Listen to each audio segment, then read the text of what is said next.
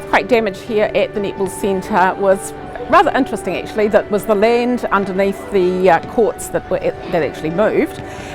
We don't own the land, it belongs to the City Council, but the courts on top belong to us. So unfortunately a lot of cracking and a lot of damage as a result of that, which then meant there was water and weeds emerging out of those cracks. So yes, we had to work quite quickly to make sure that we were able to support netball moving forward, especially in 2011.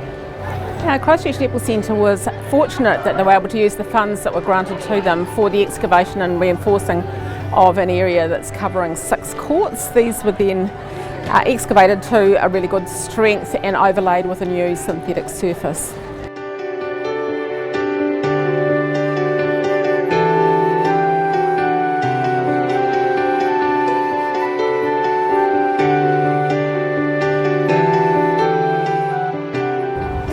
Core Kiwi Sailing was affected as a contractor to the Canterbury Community Sailing Trust because on the 4th of September the land area behind me was completely destroyed.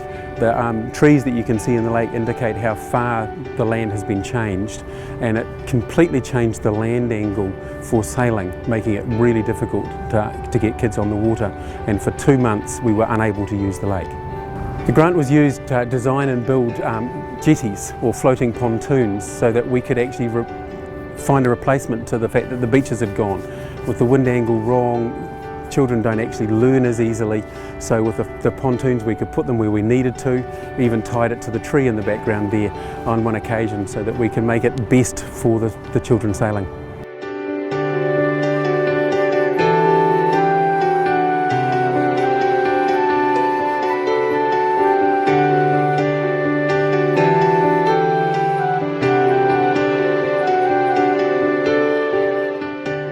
We sustained major damage here really.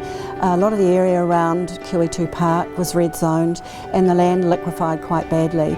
Our building sustained lateral spreading, nearly a metre, sunk in some parts, a big foam pit came out of the ground.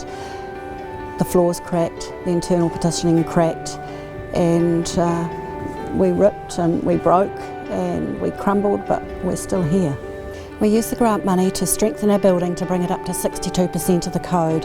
In that way we got back the use of our old gym, which had been closed for nearly 12 months, and we could continue training and address the issue of increased membership and more sport options to the eastern suburbs.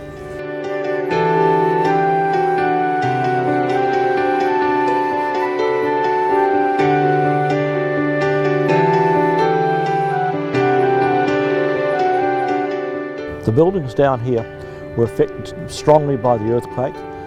The ground which the building stood on cracked open. We had to demolish all the buildings within 12 months post-earthquake because they were not safe to be used at all. With the buildings being demolished, we had to store all our gear outside. This meant that it was prone for vandalism and we couldn't get all our rowing back on the river again. In fact, some of our schools which asked to row, we could not take them on board for rowing at all. The funding has enabled us to rebuild these sheds.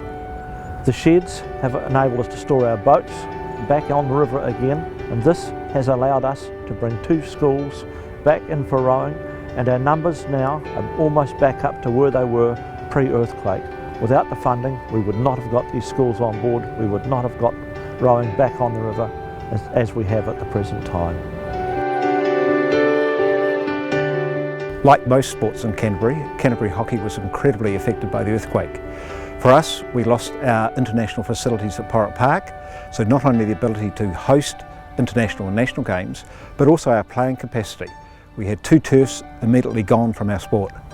The grant money from NZ Community Trust was incredibly important to us. It allowed us to relocate 2 of our turfs here to the Nunwick Park complex.